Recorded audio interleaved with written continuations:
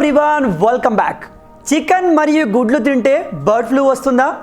Bird flu వచ్చిన కోళ్లను ఏ విధంగా గుర్తించాలి? ఈ వీడియోలో ఈ విషయాలు మనం క్లియర్గా తెలుసుకుందాం.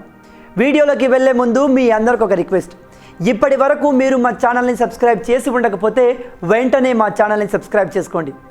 అలాగే ఇలాంటి ఇంట్రెస్టింగ్ వీడియోస్ని మిస్ కాకుండా చూడాలనుకుంటే పక్కనే ఉన్న బెల్ ఐకన్ని క్లిక్ చేయండి. దాంతో మా వీడియోస్కి సంబంధించిన అన్ని నోటిఫికేషన్లు మీకు వచ్చేస్తాయి. బర్డ్ ఫ్లూ H5N1 అనే వైరస్ వల్ల ఇది వస్తుంది. ఈ వ్యాధి కోళ్ళు, బాతులు, ఇతర పక్షులకు ఒకదాని నుంచి మరో దానికి చాలా వేగంగా వ్యాపిస్తుంది. కోళ్ళ నుండి మనుషులకు ఈ వ్యాధి అంత సింపుల్గా సోకదు. H5N1 వైరస్ను 1997లో మొట్టమొదటిసారిగా కనుగొన్నారు. అప్పటి నుండి ఇప్పటి వరకు ఇది కేవలం 353 మందికి మాత్రమే సోకింది.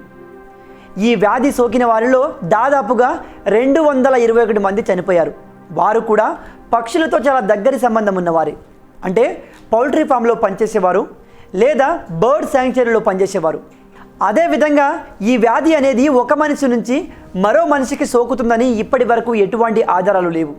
ఇక ఈ వ్యాధి ఏ విధంగా వ్యాప్తి చెందుతుందనే విషయానికి వస్తే కోళ్ళ సొంగ, పెంట, మాంసం ద్వారా ఈ వ్యాధి వ్యాపిస్తుంది.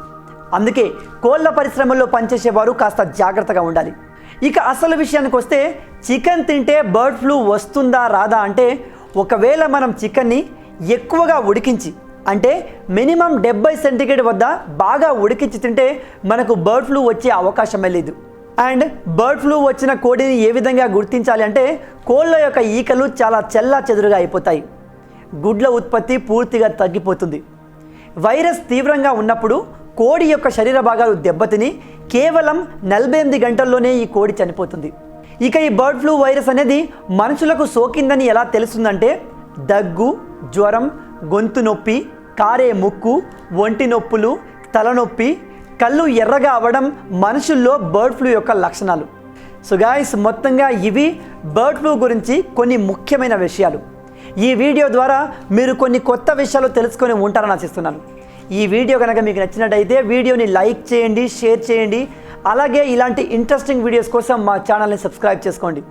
రాబోయే వీడియోలో ఇంకో ఇంట్రెస్టింగ్ టాపిక్తో మళ్ళీ కలుద్దాం. Until then, signing of.